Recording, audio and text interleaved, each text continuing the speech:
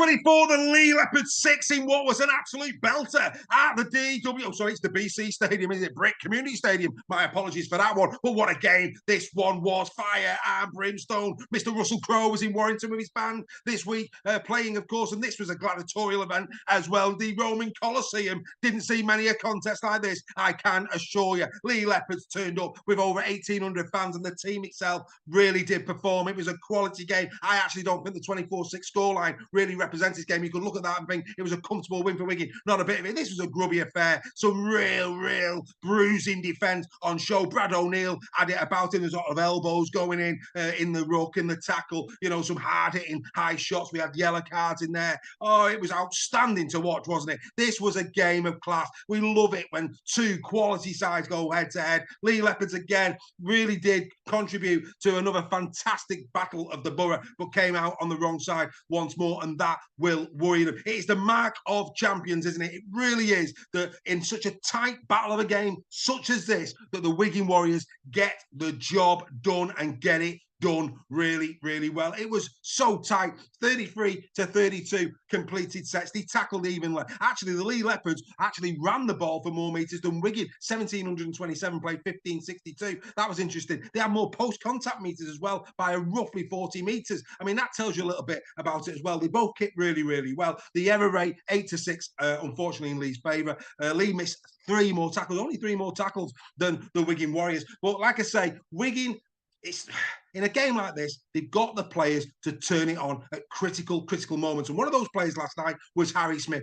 Two brilliant passes for both the Farrell, but also for the first try that Bevan French scored. You know, pass selection. It's a stat that not many people publish, of course. We don't do pass stats, but sometimes passes win games. And these two passes for me were critical to the overall scoreline. The cutout ball that Harry Smith passed, I think it was to Jake Wardle for that first Bevan French try, made the try. And, you know, once you give Bevan French that amount of room to move, you know it's going to be try time. And it was indeed try time. A wonderful try from Bevan French there. And of course, then you've got the Liam Marshall one. I mean, can somebody go over into the corner? Now, the Brick community, and make sure there's not a trampoline hidden in the grass. How on earth did Liam Marshall do that? But actually, before that, Liam Marshall stopped to try. And that was a critical moment in the game for me. A real critical moment in the game. That try-saving tackle on Hanley by Marshall, absolutely superb. That, for me, was critical. And then he went up the other end of the field and scored what was a remarkable try, albeit I do think they over-egged it a little bit. That is not try of the season. It's nowhere near, but it was a really good try and one I enjoyed watching. I'm sure you did too.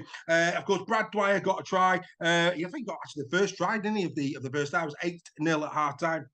Brad Dwyer, of course, hit back in Brad Dwyer style. Again, you know, everybody's watched Brad Dwyer over the years. You know that's what he's going to do. And to be fair, on this occasion, it was the right play. I mean, Brad O'Neill, who I felt was faultless all night, especially in defence. Brad O'Neill, 36 tackles in this. Brilliant, absolutely brilliant performance. When you consider, you know, he had a sit down on the bench as well for 10 minutes. That's some tackling from Brad O'Neill. And he tackled with such evil intent. I'll just say, you know, Freddy Krueger, Michael Myers, pick your character. Deary me, he's got his Halloween outfit sorted out for October this year. He was bruising. He was evil. He had evil intent. He just about, for me, stayed on the right side of wrong. I would say that. He really did tread a fine line, Brad O'Neill, in this. But he had a great defensive effort. He really did. Quality D from Brad O'Neill. But like I say, he was found wanted for the Brad Dwyer try. He just came out a little bit too much. Gave Dwyer that opportunity. Great strength from Brad Dwyer. I have to say, did really well indeed to get that one down. Talk of maybe a bit of unrest there. The Leigh Leopards fans throwing things at Wigan players. I hope that's not true.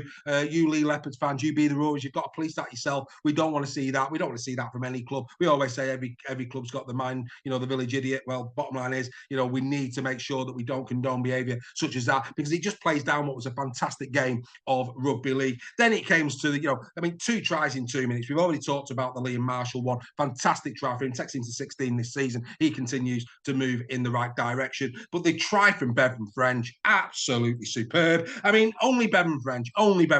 Eyes up rugby league. You know, he's got Moylan coming towards him, and it's an off the cuff moment. I'm going to kick this through because he can't block me. If he does, he's off for a professional foul for at least 10 minutes. Moylan has no choice but to let him go, and off goes Bevan French. It's a great score. Beautiful try. Two glorious tries from Bevan French. One of his own making, the other, the Smith ball to Wardle. Wardle had a great night. Did he?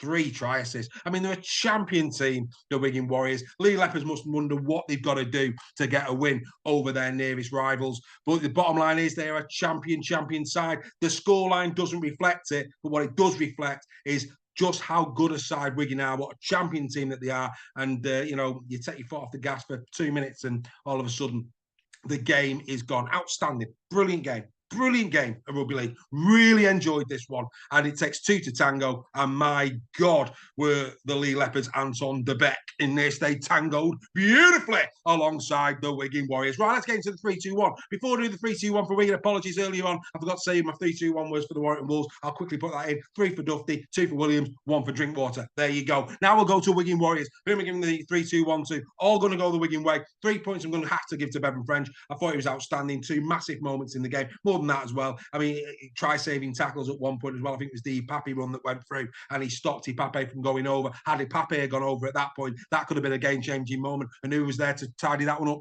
Yeah, that's him, Bevan French. So not just the 2 tackles, but what he did in D. Two great tries, 201 metres for 20 carries in this 12-tackle bus.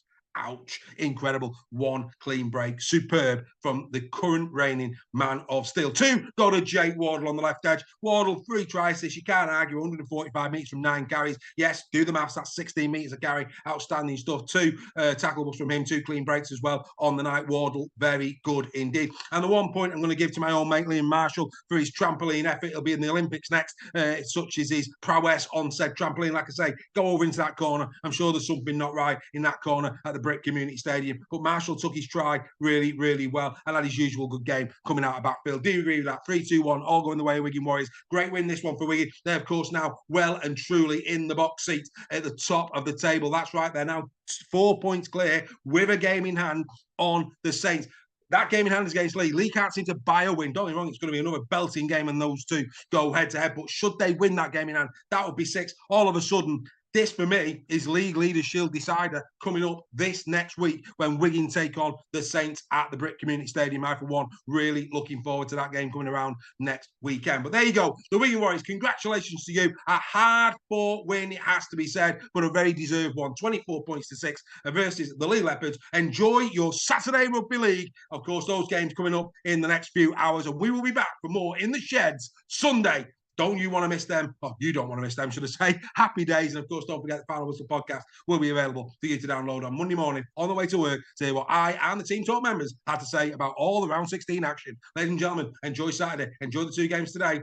And good luck to England. All the best now. Bye for now.